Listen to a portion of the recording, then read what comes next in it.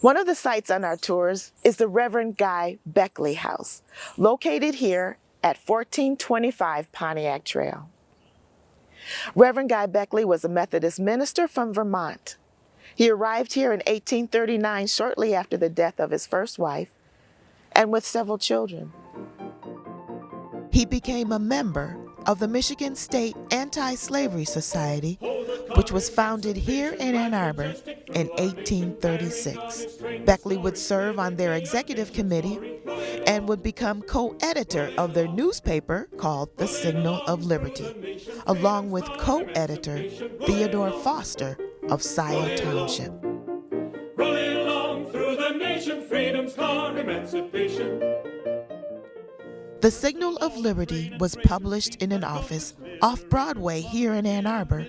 Reverend Beckley was a staunch anti-slavery activist and circulated throughout the region to inform people about the institution of slavery and how citizens could get involved in its abolishment. Roll it along, spread your banners while the people shout Hosanna. Beckley's brother Josiah had a home just down the road here on Pontiac Trail. Together, Josiah and Reverend Guy built a schoolhouse located at 1202 Traver Road. They, along with friend and neighbor Sumner Hicks, were trustees of this school, which welcomed black and white children to learn together. Indeed, this neighborhood, called Lower Town in Ann Arbor, had black and white citizens. They lived here together, had businesses, worked together, and their children in the 1840s went to school here together. It was this type of community that Reverend Guy Beckley fought to uphold. Pull up the rails, emancipation cannot rest on such foundation. We're standing here at the back of the Beckley house, and I have to give homage to the owners here, the Van Rentegem family and the Steinberg family before them. They graciously provided access for the museum and all of our tour guests to come out and share the history of Reverend Guy and his wife, Shyla. As I walk back here, and I see these huge trees and the quietness, I'm reminded that the Underground Railroad often talks about hiding places and the intrigue and the danger that summons in our minds. But it's really about the people and the journey that they made, and so often their stories are lost. But there is one story that we have, and it concerns a young girl by the name of Carolyn Quarles. Carolyn Quarles was 16 when she escaped from her life in St. Louis, Missouri. As the story has been told, her mistress found her looking in a mirror at the age of 16 and cut off her hair. And you have to ask yourselves, why? I mean, what do 16-year-old girls do? Look in the mirror. Perhaps this was the first time she saw herself in the mirror. Maybe she liked what she saw. Maybe for the first time, Carolyn felt and appreciated who she was, just for a moment. And that moment was snatched away by the actions of her owner. You see, slavery isn't so much about the physical bondage, but psychological. And Carolyn made the decision at the age of 16 that she wasn't going to live that life anymore. See, the Underground Railroad is a movement about self-determination, about making a choice. And it wasn't an easy choice to make. I mean, you consider you're leaving your loved ones. You're considering leaving all that you know to make a life for yourself. And so when I think of Carolyn Quarles, I think of her strength and her courageousness at the young age of 16. Now, when she left, made the decision to leave, as the story goes, she told her owner that she wanted to visit a sick friend in the city. But on the down low, Carolyn packed her little belongings and hid them outside the house. And Carolyn then went to the river, was able to purchase a ticket that would take her across to Alton, Illinois, the free state of Illinois.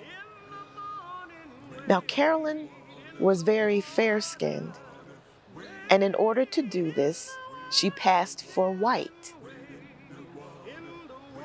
There were notices that were put up for her recapture, and it took her a while to get from Illinois to her, what turned out to be a successful journey to Canada. But on her way, she was assisted by the owner here, Reverend Guy Beckley. And the only reason we know this is because one of the people who assisted her on her journey, Mr. Lyman Goodnow, wrote about it in his memoirs in the 1870s. The descendants of Carolyn Quarles still reside within Canada, in Ontario, and still are members of the Sandwich Baptist Church. Sandwich, Ontario is the place where Carolyn Quarles made her new home. It's the place where she found her freedom. It's the place where she could raise a family as she saw fit.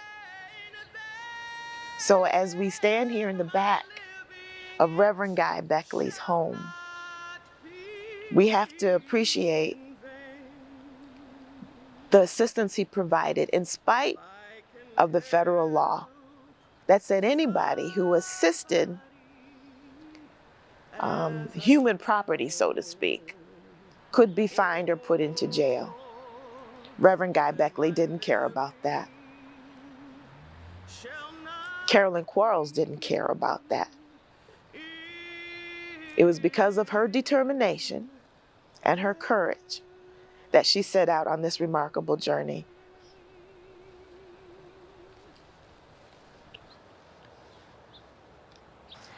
We're now leaving the back of the Beckley home and headed toward Fairview Cemetery.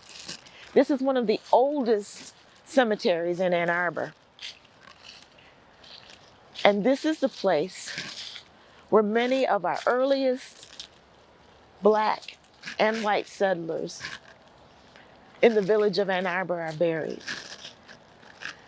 We not only have Travers, for whom Traver Road is named. We have a few Beckleys from Reverend Guy Beckley's family. And we also have early Black settlers, such as the White family. Carol A. Mull, our scholar in residence, did the research behind Felix White, an enslaved man from Kentucky.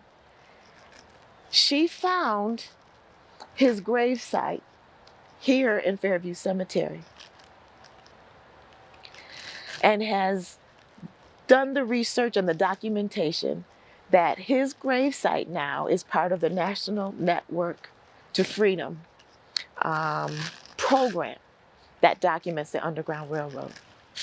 So we'll see his gravesite, but there are also gravestones of Black Civil War vets, Black and white. Their stories have yet to be told.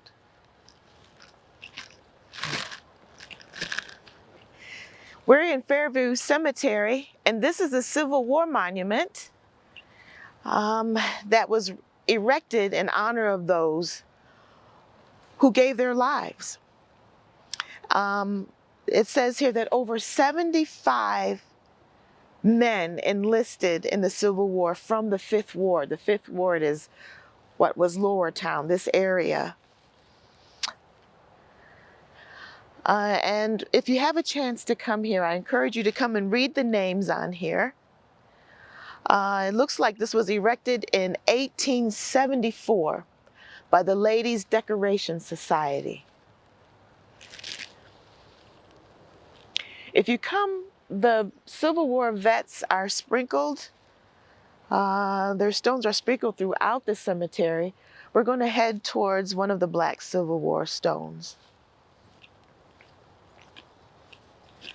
So here in Fairview, we're next to Section 5 in Fairview, and here are the white headstones. What we know about the Whites is that Felix White escaped from Kentucky and was assisted by people in Michigan, successfully made it to Canada. He also attended school at the Haviland Institute in Adrian, run by Laura Haviland. And we have here some of the family members of Mr. Felix White. Some of them are hard to read, but they are here. Next to the White family, we have here the gravestone of Henry Johnson. Henry Johnson has the typical stone that were given to Civil War vets. He was with Company A of the 102nd U.S. Colored Troops. Michigan had one regiment of what were called colored troops at the time, and Henry Johnson is buried here.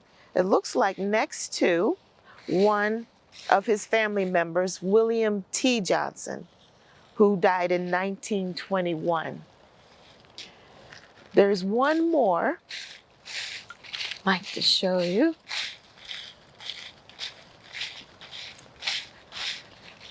This is another Johnson. It has the U.S. Colored Troops. It is hard to read. It looks like another Johnson, perhaps from the same family, we don't know. There's a lot of history here in Fairview, and I encourage you to come out and take a look. The museum, in its efforts to uncover the stories and to share them with our community, will be investigating more of those who are buried here. Included are several African American family members from our first African American churches. The Bethel AME Church and Second Baptist. Churches were formed from the Union Church, which is located at 504 High Street, overlooking the Gandy Dancer. So many of those who were members of the churches are buried here as well.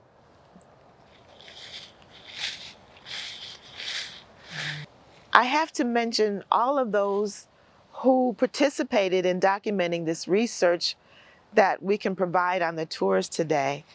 Our former president, Willie Edwards, Shirley Vaughn, Lola Jones, Kadada Williams, who is now a professor at Wayne State University, and the archival collections within our community at the Bentley Historical Library and the Clements, the Detroit archival collections, and as well as historical sites throughout the Midwest and Canada. So all of this was documented, as well as with professors and students within the Arts of Citizenship program at U of M over several years. And so we now have over 20 sites, roughly 16 sites within Ann Arbor and Ypsilanti that we can share with you on our underground tours.